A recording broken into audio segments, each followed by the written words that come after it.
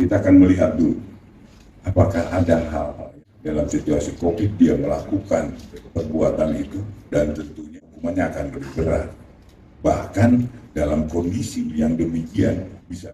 Tapi kita akan lihat dulu. Mencermati dinamika masyarakat terkait dengan penegakan yang dilakukan oleh Kejaksaan Agung berupa penyidikan dugaan tindak pada PT Pertamina, subholding dan kontraktor-kontrak kerjasama atau KS.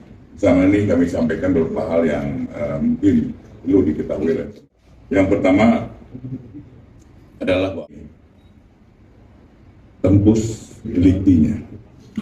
Waktu kejadiannya adalah tahun 2011 sampai 2023. Tembus ini nanti akan mempengaruhi.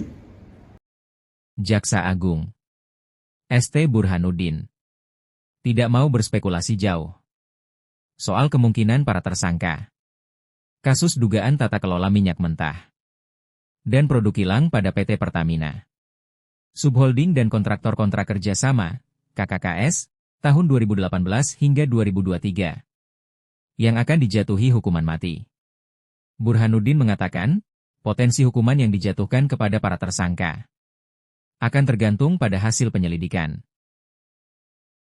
Kita akan melihat hasil nanti selesai penyidikan ini, kita akan melihat apakah ada hal-hal yang memberatkan dalam situasi COVID dia melakukan, dan tentunya ancaman hukumannya akan lebih berat.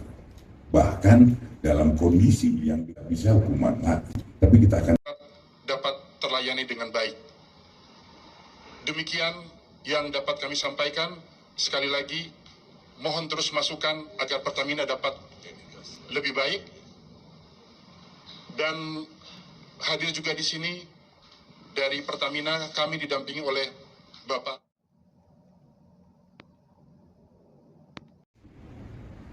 minyak pertama yang ada di pasaran.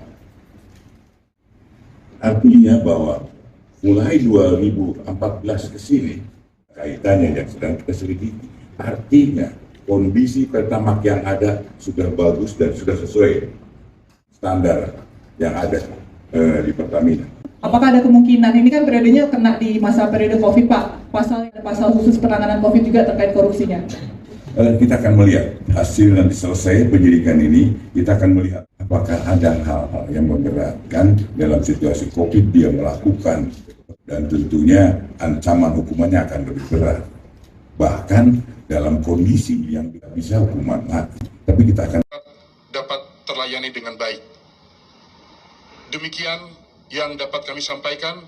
Sekali lagi, mohon terus masukan agar Pertamina dapat lebih baik.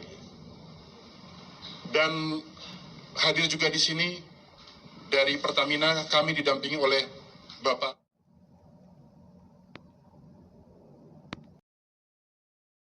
Kita akan melihat hasilnya nanti setelah selesai penyelidikan ini. Kita akan melihat dulu, ucap Burhanuddin di kantor Kejaksaan Agung. Hal ini disampaikan Burhanuddin saat merespons pertanyaan soal kemungkinan para tersangka yang akan dijatuhi hukuman mati karena kasus korupsi ini terjadi pada 2018 hingga 2023, beriringan dengan pasca pandemi COVID yang terjadi pada 2020 silam. Pasal 2 Ayat 2 Undang-Undang Pemberantasan Tindak Pidana Korupsi (UU Tipikor) mengatur bahwa pidana mati dapat dijatuhkan terhadap koruptor bila melakukan korupsi ketika negara dalam keadaan bahaya, terjadi bencana alam nasional, sebagai pengulangan tindak pidana korupsi, atau pada waktu negara dalam keadaan krisis ekonomi dan moneter. Menurut Burhanuddin, hal itu bakal menjadi salah satu hal yang dipertimbangkan para penyidik dalam proses penyidikan. Apakah ada hal-hal yang memberatkan?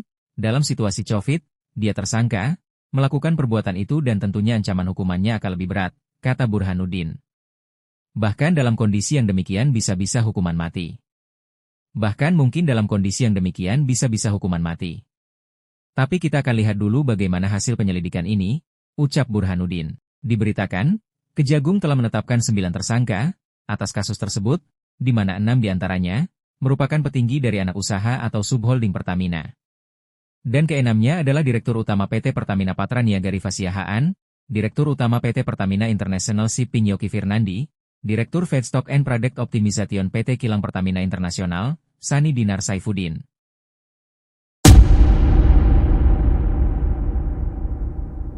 Sementara itu, ada 3 broker yang telah menjadi tersangka, yakni Muhammad Keri Adrianto Riza, selaku Beneficial Owner PT Navigator Katulistiwa, Dimas Werhaspati, selaku Komisaris PT Navigator Katulistiwa, sekaligus Komisaris PT Jenggala Maritim, dan Gading Ramadan Joedo, selaku Komisaris PT Jenggala Maritim, dan Direktur Utama PT Orbit Terminal Merak.